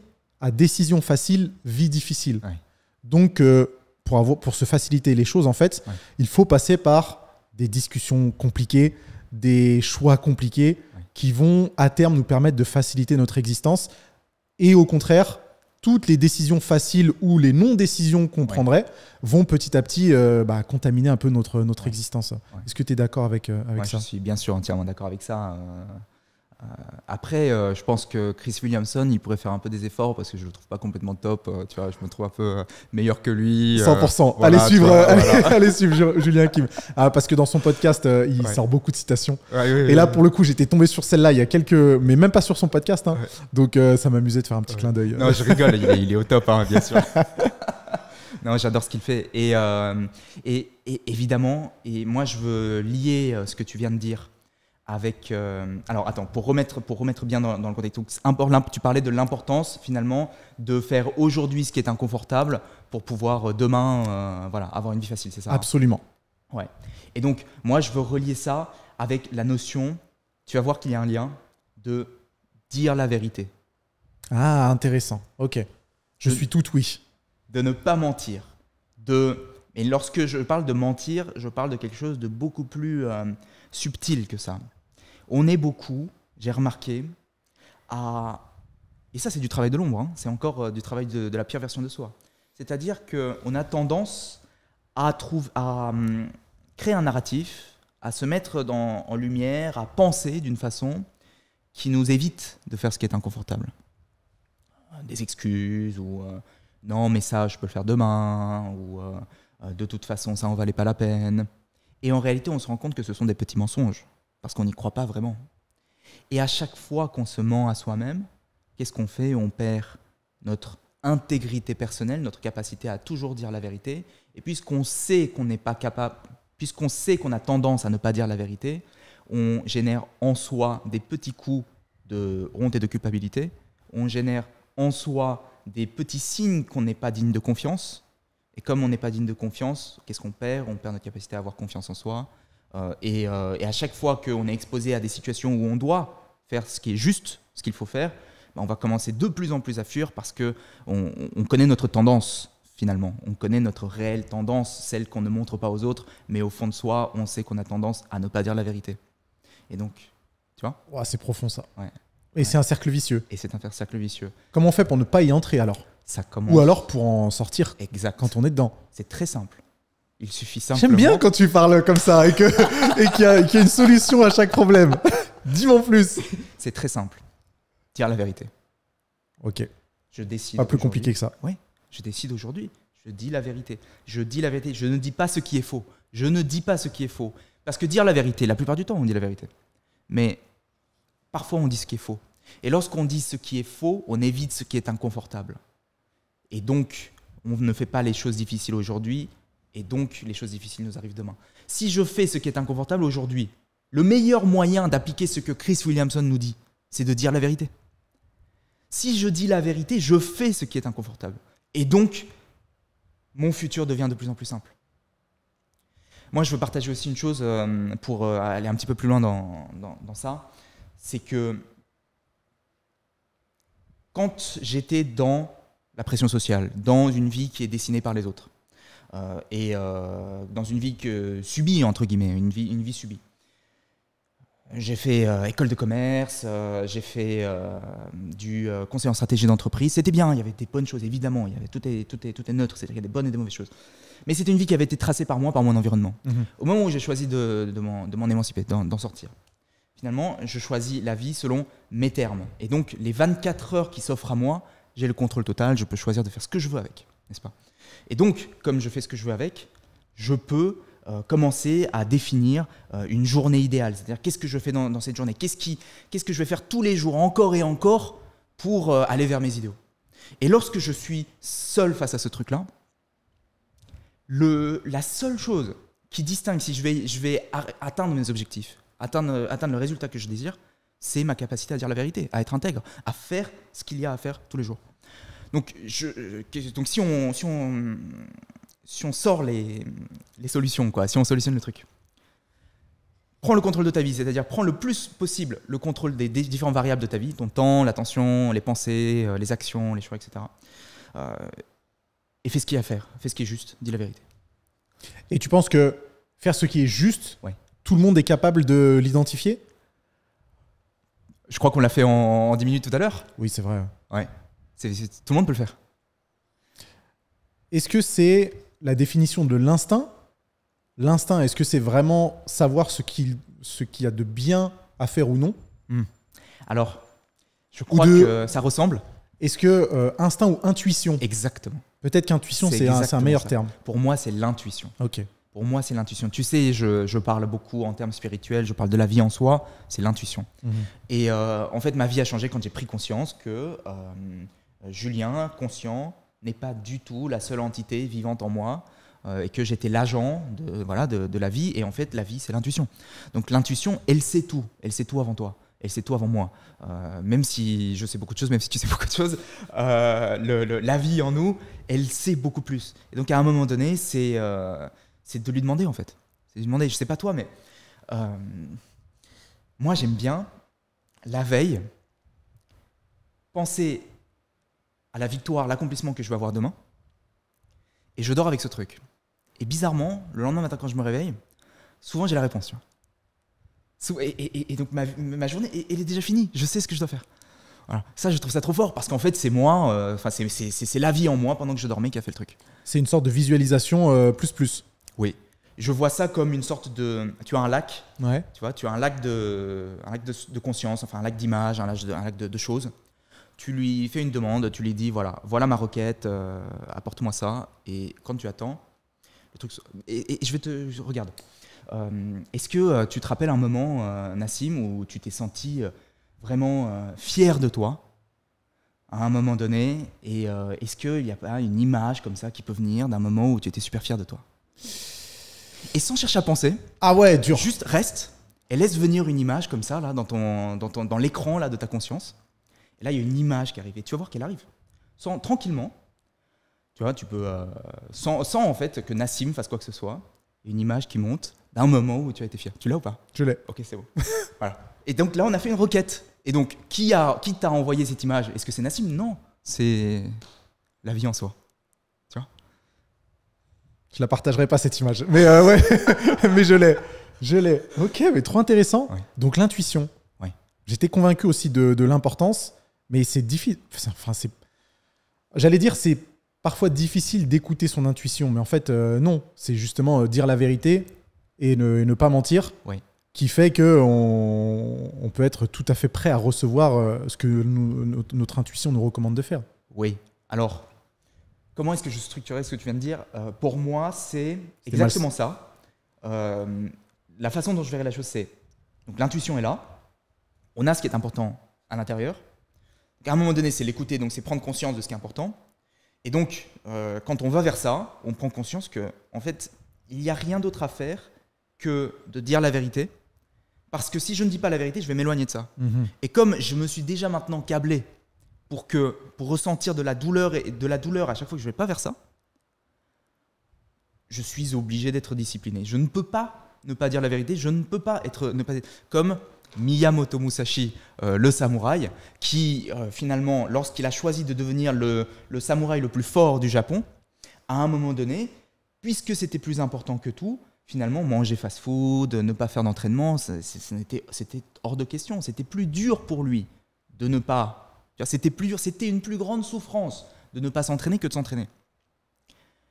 Une fois que notre psychologie est câblée de cette façon, c'est terminé. On va accomplir des choses, la vie en nous va s'exprimer. J'aime bien comme tout est simple avec toi. Comme tu simplifies toutes les choses et c'est parfaitement compréhensible. J'apprécie infiniment. Et attends, j'avais quelque chose en tête. C'est parti, mais ça va sûrement revenir très rapidement. Mais en tout cas, ouais, toutes ces histoires d'intuition sont quand même très intéressantes. Ouais. Et ça me permet de voir les choses un peu différemment. Ah oui, voilà ce que je voulais dire. Pour élargir un tout petit peu plus ce sujet de vérité et de mensonge, ouais. Est-ce que ça veut dire que dans toutes nos interactions, il est recommandé d'être toujours complètement honnête et de dire la vérité dans tous les cas de figure? Ou est-ce que c'est peut-être un élargissement un petit peu rapide et de se dire que en fait, non, toutes les situations méritent d'être envisagées au cas par cas et qu'il n'y a pas une réponse universelle? Ouais. Parce que là, on a bien compris que c'est surtout ne pas se mentir à soi-même, dire la vérité, dire la vérité avec notre propre conscience. Ouais. Ouais. Mais est-ce que c'est valable dans tous les cas de figure? Oui, c'est vrai. Je pense qu'il y a des codes sociaux, il y a des différentes étapes de l'interaction. Je pense que finalement, tu sais, j'entends beaucoup, je n'aime pas porter un masque, j'aime pas être faux en société, j'aime pas devoir prétendre être quelqu'un d'autre. Et en même temps, c'est une condition à la vie en société, je trouve. Donc au départ, on a des… Je parle de 6 niveaux de l'interaction, qui est Eric Berne, un psychanalyste qui a fait ça, qui dit qu'au départ, on est dans la mise en retrait, puis ensuite, on est dans des rituels, salut, ça va, envoyer des likes sur les stories de l'autre. Ensuite, envoyer quelques mondanités, il fait beau aujourd'hui.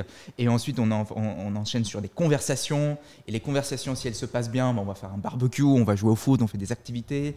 Et puis ensuite, il y a 2 autres niveaux ensuite d'intimité qui sont un peu plus complexes, que je ne vais pas forcément expliciter. Et donc, finalement, c'est régi par des règles. Si on enfreint ces règles, ça profite à personne, quoi. Tu te mets hors jeu. Finalement, c'est comme si tu joues au foot, mais qu'en fait, tu joues au foot sans suivre les règles. Et donc, les gens, ils vont peut-être être sympas et finir le match avec toi, mais ils vont pas te réinviter, tu vois. Donc, je pense que parfois, quand on dit la vérité, on se met hors jeu dans les codes sociaux, mais que c'est important quand on est dans une relation, par exemple, de couple.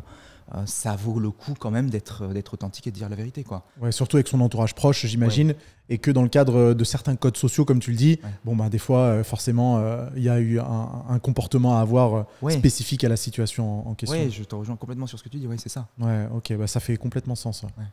Et ben, on va essayer de ne pas se mentir à soi-même. Hein.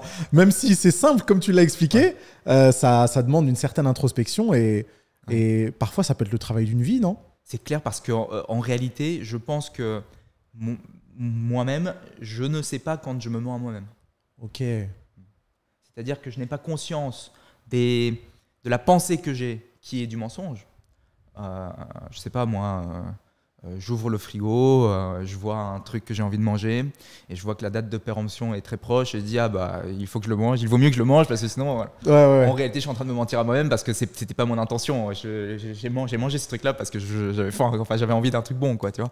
Donc là on est en train de se mentir et je veux pas faire passer le message qu'il faut être, tu vois, complètement carré et ne pas profiter de la vie. C'est pas ça mon message. Oui, c'est pas l'idée. C'est pas mon message, mais c'est vraiment l'importance de dire la vérité parce qu'en réalité, si on prend l'habitude de ne pas dire la vérité, un enfant qui a 6 ans, qui va au supermarché, qui vole un bonbon et qui dit à sa mère non, je l'ai trouvé, voilà, tu vois, ça devient des habitudes. Ouais, bien sûr. Qui vole un œuf, vole un œuf, ouais, carrément.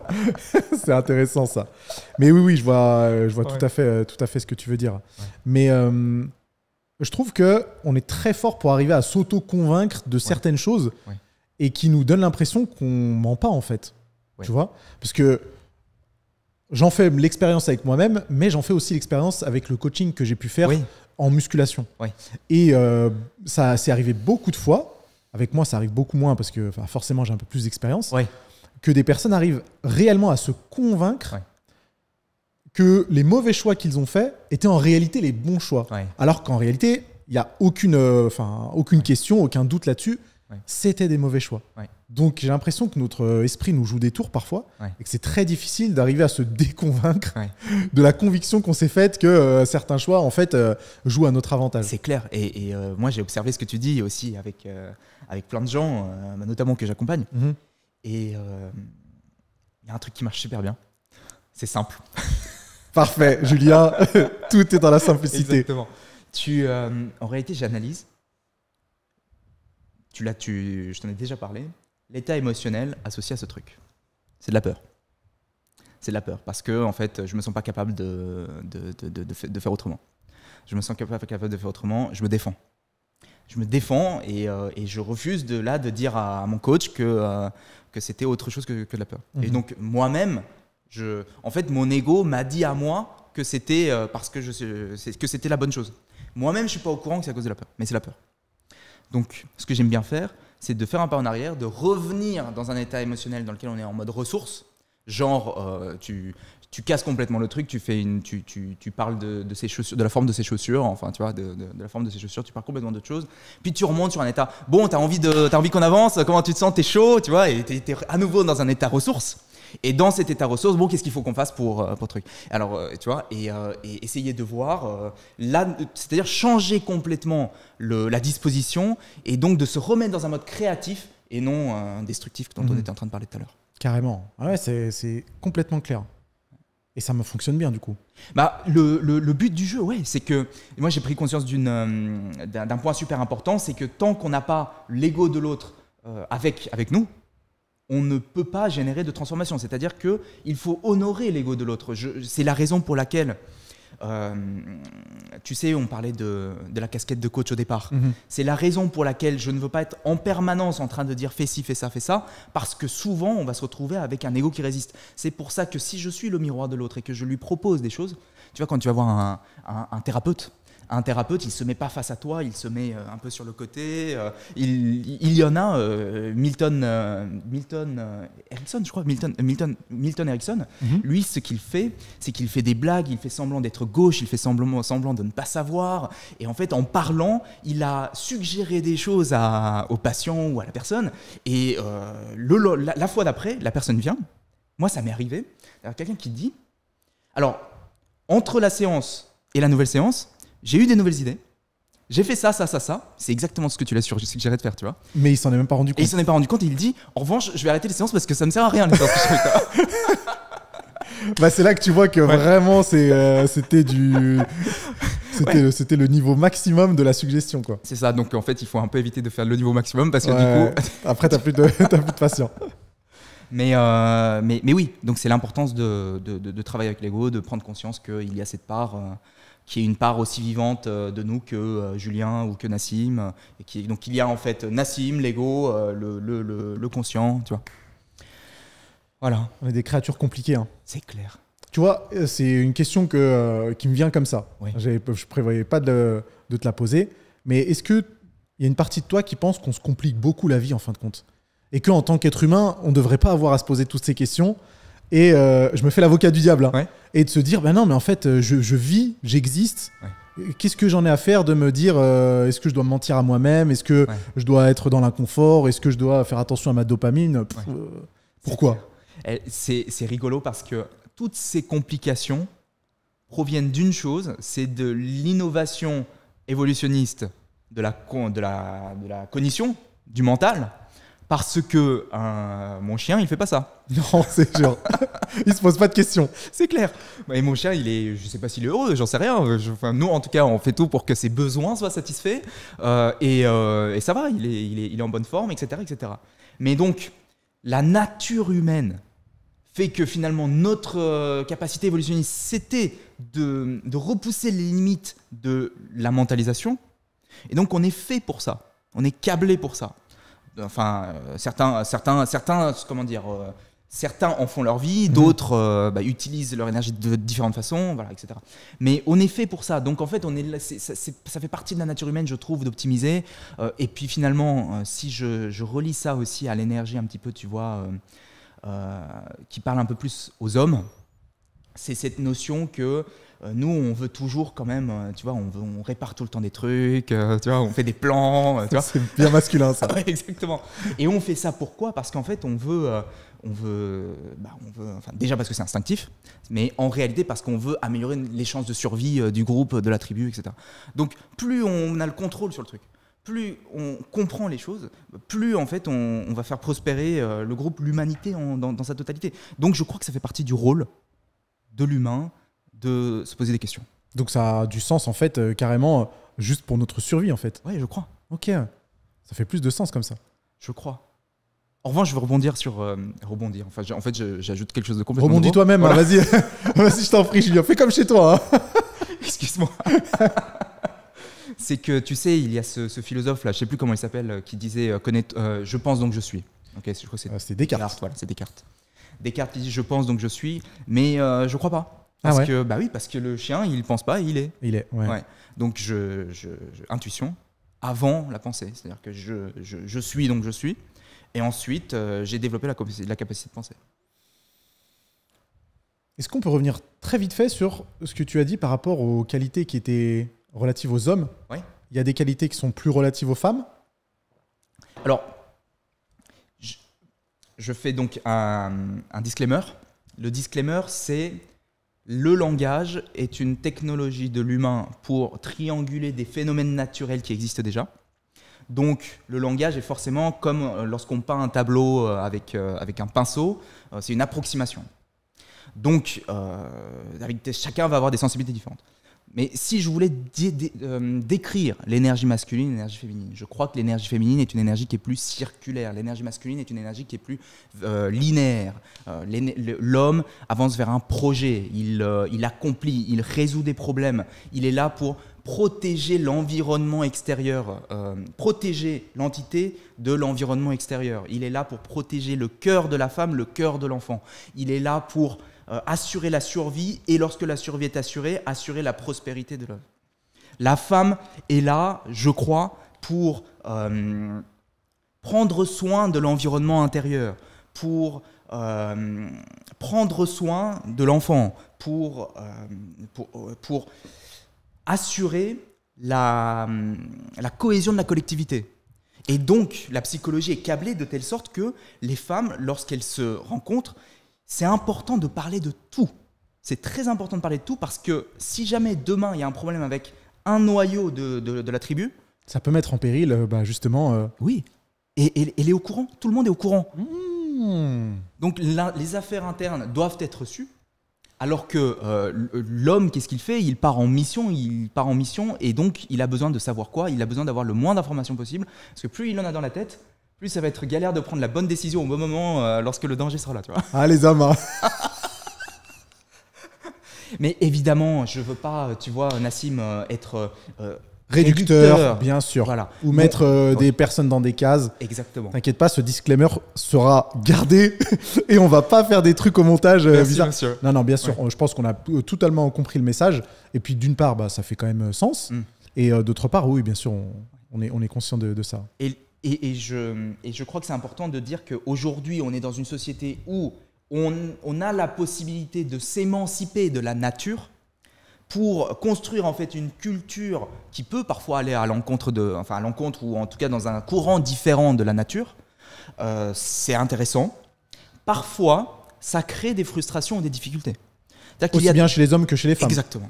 Exactement. Je pense que je pense que tu dois le voir parce que des gens qui font du développement personnel et notamment qui arrivent en musculation peuvent être des gens qui parfois en réalité cherchent à renforcer leur masculinité par exemple. Et donc pourquoi ? Parce que parfois la société d'aujourd'hui peut mettre les hommes peut empêcher aux hommes de jouer un certain rôle qui leur semblait instinctif, intuitif, et lorsqu'on leur refuse ce rôle-là, ils se retrouvent avec la colère que j'avais quand j'avais 18 ans, le truc, tu vois, l'énergie négative, désagréable qui est là, et donc qui demande qu'une chose, que monter. Une colère qui peut se comprendre, hein, parce que si on n'a pas envie d'être taxé de masculinité toxique, ça peut être difficile d'avoir envie d'entretenir cette masculinité qui, en général, n'a rien de toxique et qui, au contraire, est très bonne pour l'homme. En tout cas, c'est ce que je pense. Oui, et en réalité, moi, j'ai beaucoup de compassion parce que lorsqu'on a cette réaction, parce que c'est une réaction, pour moi, c'est une réaction de dire que la masculinité est toxique, c'est lorsqu'on vit des blessures ou lorsqu'on n'a pas fini de guérir des douleurs qu'on a subies des hommes. Donc lorsqu'on a des hommes qui nous ont fait du mal, parce qu'effectivement, l'homme est violent de nature. Et donc l'enjeu, c'est de contenir cette violence, c'est de socialiser cette violence. Et donc, lorsqu'on en subit les frais, eh bien, on peut se dire, ok, je ne veux plus des hommes. Je veux que tous les hommes refoulent dans leur ombre leur agression. Je veux une société où aucun homme n'exprime leur agression, que ça soit d'une façon positive ou négative. Et on fait une société de gens qui écoutent du Red Pill et qui ont des yeux qui s'illuminent parce que finalement ils ont été réprimés toute leur vie. Ouais, c'est intéressant de voir cette évolution et comment aussi le discours par rapport à tout ça a clairement évolué. Oui. Des fois, c'est difficile d'aborder ce genre de sujet parce qu'on est amené à être confronté à des réactions qui sont très très fortes. Bien sûr. D'un côté comme de l'autre. Bien sûr. Donc c'est dur de parler de ce genre de sujet-là de manière plutôt nuancée, tu vois, avec des choses qui font sens et sans jeter la pierre à qui que ce soit. Oui. Donc je trouve que ça a été bien fait là. Et c'est cool, peut-être qu'on aura l'occasion d'en rediscuter. Julien, ton école, oui, c'est pour vivre mieux. Oui. C'est ça, elle s'appelle comme ça. C'est ça. École Vivre Mieux. École Vivre Mieux. Donc le but, c'est de travailler sur plein de choses de son existence pour avoir une vie meilleure. C'est ça. Ou pour vivre mieux, pardon, parce que c'est peut-être pas la même chose. Avoir une vie meilleure, vivre mieux. Ouais, ça me va. Ça me va. Une vie meilleure, ça me va. Je vais appeler l'école comme ça maintenant, l'école de la vie meilleure. C'est trop bien. De toute façon, on mettra toutes les infos de cette école-là dans la description et ceux qui nous écoutent sur Spotify pour que vous allez voir ce que fait Julien. Je vais te demander quelque chose que, quand on me le demande, je déteste. Mais je vais te le demander quand même. Tu sais, quand je suis invité sur des podcasts, on me demande toujours quels sont tes 10 exercices préférés ou quels sont... 10 Ah oui, ouais. Donc là, j'aimerais bien tes 10 conseils. Ok. J'en veux 10. Ok. Pour vivre mieux. Ok. Même si c'est des conseils un peu généraux qui nous permettent de nous aiguiller sur les recherches à faire ou sur les points auxquels s'intéresser pour justement vivre mieux. Je vais pas... Je plaisante, s'il n'y en a pas 10, c'est pas grave. Ah bon? Si t'en as 5, c'est bien aussi. Ouais. Je vais pas les détailler, c'est-à-dire que je vais donner les gros titres. Tu les énonces. Ouais, okay. Tu les énonces. Si tu as besoin de les préciser sur une phrase, ça nous va aussi. Oui, oui. Le premier, c'est... Plus tu es détaché, plus tu es attirant. Ok. Et je parle pas seulement dans les relations, je parle dans la vie. C'est-à-dire que il y a cette histoire, je t'ai dit que j'allais pas faire des paragraphes, mais bon. Il y a cette histoire, par exemple, d'une petite fille qui a reçu comme cadeau un lapin et elle a adoré ce lapin et sur le chemin du retour, elle l'a serré tellement fort qu'elle a tué le lapin. Et il y a parfois certaines attitudes dans la vie où on s'accroche tellement à certaines choses qu'on en tue toute l'essence vitale à l'intérieur. Et lorsqu'on se détache des choses, souvent, on est plus relâché et on laisse entrer dans sa vie de meilleures choses. Plus tu es détaché, plus tu es attirant. Parfait. Okay. La deuxième, la plus belle façon de prendre soin de soi, c'est d'être discipliné. Ce n'est pas partir en vacances, ce n'est pas faire un massage, ce n'est pas regarder Netflix. Je pars en vacances dimanche, Julien, s'il te plaît, arrête. Commence pas, j'ai prévu un massage dans 2 semaines, merde. Non, mais bien sûr. Non, mais c'est très bien et c'est très bien de le faire. C'est très bien de le faire. Et la plus belle façon de parvenir à ses rêves, c'est d'être discipliné. Et pour être discipliné, parfois, ça demande qu'on parte en vacances, qu'on fasse des massages, etc. Mais je crois que ça demande d'être confortable dans l'inconfort, donc c'est important de faire ça. Discipline, très bien. Discipline. La troisième chose, c'est que si aujourd'hui je rencontre des obstacles et que je suis bloqué et que je me retrouve à répéter sans arrêt encore et encore la même chose, j'ai intérêt à me libérer de ça. Et pour s'en libérer, il faut aller dans le passé et finir de vivre ce que je refuse de vivre dans le passé. Je ne vais pas en parler pendant des heures, mais il y a une charge émotionnelle qui est contenue dans l'expérience que tu refuses de vivre pleinement. Et tant que cette expérience n'a pas encore été vécue, tu continues de répéter encore et encore la même chose. Je prends un exemple super rapide. Une femme a été abandonnée par un homme, par son papa, elle s'est sentie abandonnée. Et donc, elle se focalise sur le fait d'être abandonnée sans arrêt par son père. Et comme elle se focalise sur ça, avec ses rencontres avec les autres hommes, elle a peur de quoi? D'être abandonnée. Et puisqu'elle a peur d'être abandonnée, la thématique, tu le sens bien, la thématique de la relation tourne autour de l'abandon. Abandonné ou pas abandonné, la thématique porte autour de ce truc. Tant que tu n'as pas fini de vivre la charge émotionnelle contenue dans l'expérience de l'abandon avec ta mère, avec ton père, tu continues voilà, l'histoire continue de se répéter. Donc finir de vivre la charge émotionnelle. La quatrième chose, c'est dis la vérité. Dis la vérité. Ça c'est bien ça. Ouais. Ça on a compris que c'était très important et on l'aime ce 4e point. Ouais. 4e point, dis la vérité. Et la 5e, c'est... je vais en faire 6. La 5e, c'est... Je reprends, comme ça nous permet en plus de faire un résumé, tu vois, de ce qu'on s'est dit. La 5e, c'est... ne te contente pas d'améliorer la meilleure version de toi. Regarde aussi, va voir ce qu'il y a dans la pire version de toi. 5e. Et la 6e... c'est... je crois que ça vaut le coup d'être reconnaissant et d'exprimer de la gratitude pour tout ce qu'on a aujourd'hui, au quotidien. Je crois que c'est important de faire ça. J'en ajoute une 7e. Là, tu me fais plaisir. là, tu rajoutes des bonus qui me font plaisir et qui feront plaisir à tous ceux qui écoutent et qui regardent. Ouais. La 7e, c'est que la journée, elle est gagnée, non pas le jour J, elle est gagnée la veille. La journée, elle est gagnée la veille lorsque, avant de se rendormir, on a regardé ce qu'on a à faire le lendemain, on sait ce qu'on va faire, on sait la victoire qu'on veut obtenir de la journée de lendemain, et on s'endort. Et quand on se réveille, la journée elle est déjà gagnée parce que ton inconscient il t'a déjà donné la réponse. All right. Je vais penser à ça ce soir avant de m'endormir. Tu peux en être sûr et certain. Et tous les autres conseils, vous les aurez avec Julien dans son école Vivre Mieux. Tu peux nous expliquer un peu ce que tu fais concrètement via ta formation? Oui, bien sûr, bien sûr. Alors, ok. Donc, l'école Vivre Mieux, c'est Donc moi j'ai créé l'école Vivre Mieux, c'est un organisme de formation, on propose des parcours en ligne et des accompagnements en direct pour aller vers une vie plus épanouissante, plus réussie, pour exprimer son plein potentiel. Donc tu viens, tu changes ta vie, tu repars en quelques mois, quelle que soit ton histoire. Et c'est des cours où toi tu es le formateur en fait. Exactement. Aussi simple que ça. Ouais, des parcours en ligne, des accompagnements. Et puis en septembre, là on va lancer en fait un gros challenge qui va durer 6 mois, un challenge sur 6 mois pour exprimer son plein potentiel. Donc chaque semaine on a, alors pas toujours des lives, on a surtout des vidéos préenregistrées, un parcours en ligne en fait, avec des gens, tu vas pouvoir interagir avec des gens pour te dépasser, pour aller, pour appliquer tous ces conseils dont on a parlé aujourd'hui et puis plein d'autres. C'est une exclue ça ou c'est la première fois que t'en parles, non? Ou non? Ouais, en vrai c'est une exclue, ouais. Franchement c'est une exclue. Mais tu sais que ce podcast sortira, je pense, juste avant le mois de septembre. Donc timing parfait de chez Parfait. Normalement je pense au courant du mois d'août ça sortira. Ouais. Donc trop cool. Et puis de toute façon on peut te suivre sur Insta aussi et sur YouTube. T'as une chaîne YouTube? Ouais, j'ai une chaîne YouTube. Tu vois, j'ai pas regardé de vidéos sur YouTube. J'ai vraiment tes contenus sur les réels. Ouais. C'est passionnant, je les regarde religieusement. Mais on te suivra aussi sur YouTube et de toute façon on laissera toutes les infos sur la description. Donc tu sais que ce podcast est au format vidéo sur YouTube. Ouais. Donc les amis, si vous nous regardez sur YouTube, vous mettez un pouce en l'air, vous vous abonnez à la chaîne et vous faites un petit coucou à Julien dans les commentaires. Et puis vous allez le suivre en cliquant sur les liens dans la description.